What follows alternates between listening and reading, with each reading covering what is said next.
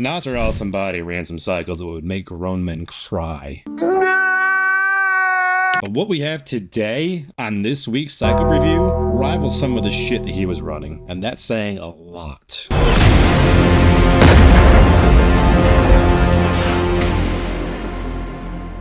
And we all know Nasser was famous for running like 8 Anadrol a day and doing some of the highest dose cycles in bodybuilding history.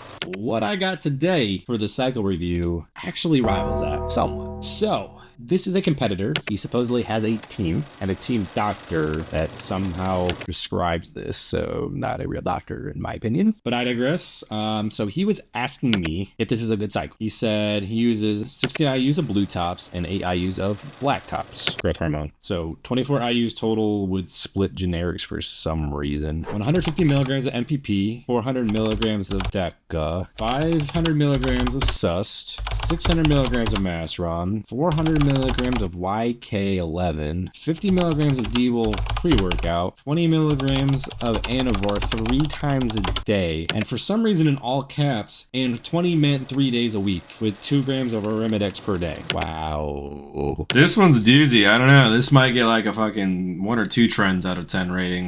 Not quite as bad as Mark was a couple weeks ago with orals only and using Superdrol instead of test because that's better for your health. But first off the top, why are we splitting generics? Like, that's not the most offensive part by any stretch, but it really just doesn't make any sense. Whatever. Running 150 milligrams of NPP plus 400 milligrams of DECA makes absolutely no fucking sense. They're the same compound, but you're running 2 different esters. Like, if you're gonna go all in DECA, you might as well just go all in on it. Or if you're afraid of side effects, you just run the NPP. Plain and simple. So he's up to 550 there, 500 milligrams of SUST, which is fine.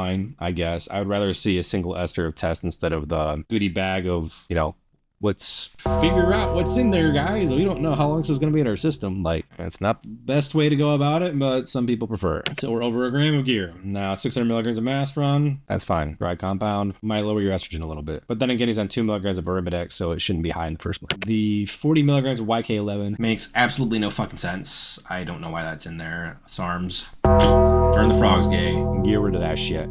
Know your fucking place, trash. 50 milligrams of Debol pre-workout. Debol is trashed here. Why are we running Debol and then a bunch of Arimidex and shit to make up for it? I don't get it. It's a methylated estrogen. It's not even E2. So I don't know. Like, as I said, his doctor supposedly prescribed this. So this is not medical advice from me. This is medical advice from whoever he said gave it to him, supposedly. 20 milligrams of Anavar 3 times a day. Why? Like, it doesn't even make sense. Like, you're taking it for the workout performance aspect. So why are you taking it throughout the day when you're not training? And you're already taking an oral in Debol. So why are we stacking orals? This isn't a contest prep, by the way, and so this makes no sense whatsoever. This was his growth phase, and he's running whatever. And after the 20 milligrams of Anavar 3 times a day, he decides to roll out the net. What the fuck is up with people wanting to run Met lately? Like, honestly, I have so many people in my DMs asking about Met. Did somebody make a video about it to make it like blow up that I missed? Because Met was like a cool thing 4 years ago, and then people were like, nah, this is ass, stop running. And now everybody wants to run it again. Like, one of the guys I know just had fucking heart issues because he was stacking Met with Clen and other harsh compounds. I'm like, dude, like, you're shooting your blood pressure through the roof and then railing 200 milligrams or micrograms of Clen. What do you think is gonna happen? And the 2 milligrams of Arimidex to manage the E2 bomb that he put into his body. So he has a test base, so I can give him 1 point. I think 600 milligrams of mast isn't bad. I do think having your 19 NOR family in there isn't bad either. So you have your DHT, you have your test, you have your 19 NOR. The split ester makes no sense whatsoever, so that's like negative half a point. YK is like negative 1.2. Debol is kind of trashed here. Anavar, I like VAR, and 20 milligrams isn't a bad dose to start with, but 3 times a day makes absolutely no sense. And then throwing a bunch of Arimidex at the problem when you run a bunch of estrogenic compounds just doesn't make sense. I can give him like 1.5 trends out of 10 for this one. He does have a test base, and he does hit all the testosterone family trees here. So, not a good cycle, first of all. No, not good. But okay-ish compared to the worst I've seen. So, yeah, 1.5 trends out of 10 on this one. Nasser would not be proud of this. He'd be like, bro, just shut the fuck up, run 3 grams of test, a gram of Tren, and like a gram of Primo, and let it ride with like 8 Anadrol in the fucking tank. Honestly, if you're gonna run something super estrogenic, instead of fucking Met and B-ball, just run Anadrol because it's proven to improve strength output and put on pretty decent size from what I've seen. I know there's some arguments out there about it, but it seems like Anadrol and a 19 Nor really fucking synergize to output a decent amount.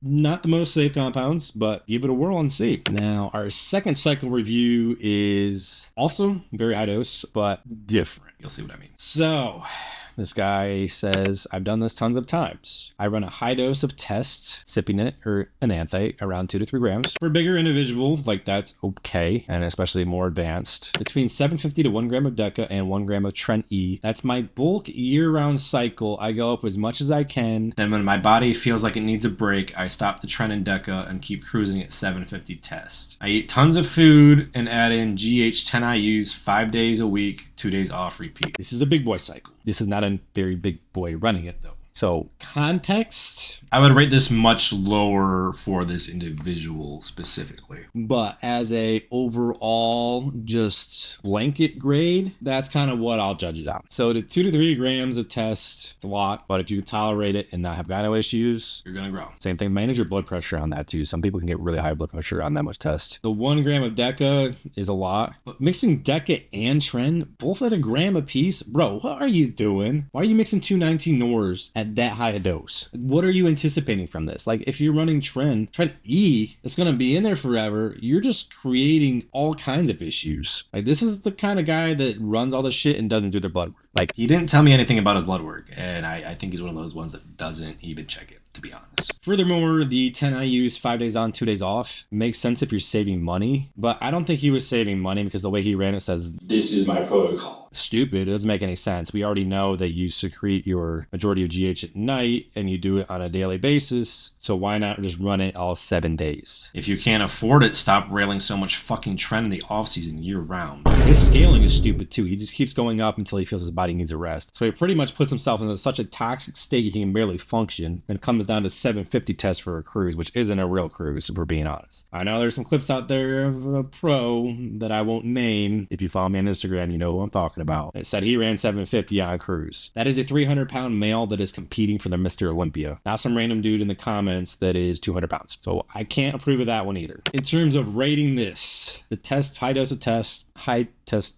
base is okay. 1 high 19 Nor is okay. I'm gonna give you a 3 or 4 on that. I'm definitely taking points off from mixing 19 Nors. The whole GH on and off thing, you get a half a point for that. Because 10 IUs is a good dose that guys see a lot of results on. Like if you're gonna run it, you want to run around 10 IUs or more if you can afford it. The 5 days on, 2 days off is stupid. Don't do that unless you just can't afford it and that's what you have to do. Now, the running it as high as you possibly can until your body tells you need a break is fucking So we're looking at 5 grams of gear plus 10 IUs of GH every single day. That's a lot. At least he's not railing orals out the ass, so his liver's okay. But for the way you're doing this, it's 5 and he's going up to 7 at certain points when he runs his stuff even higher. I'm giving you a 5, being generous, because there is some good principles in there. There's at least somewhat of a structure, unlike our last 2 reviews. So I can appreciate a little bit of structure, but the dosing and the logic is fucking reckless, if we're being honest. So you get a 5 Trends out of 10, Mr. Seven Skullduting's Bulldog. That's his username. I don't really know what that means. But this would be Nasser approved. Nasser would run a fucking cycle just like this. But it'd probably be 20 IUs of GH all the time and probably a DHT in there also at a gram. So the Nasser scale would probably give it an 8 or 9 out of 10 if we're being honest. But at the same time, Nasser had a heart attack at 47 for a reason, because some of the doses he ran were a little over the top, especially in that clip where Milos opened up his notebook and him and Jay were talking about the amount of Anadrol he was doing a day. Yeah, that's incredible stuff that his liver could even handle that all at once. So if you like videos like this, then make sure you go ahead, click the subscribe, leave a comment, and let me know your ratings on these cycles. I'd love to hear it, honestly. Like, go ahead and submit your own too, because it just gives me more things to comment on and hopefully allows me to educate you guys on cycle design and not fucking yourself up.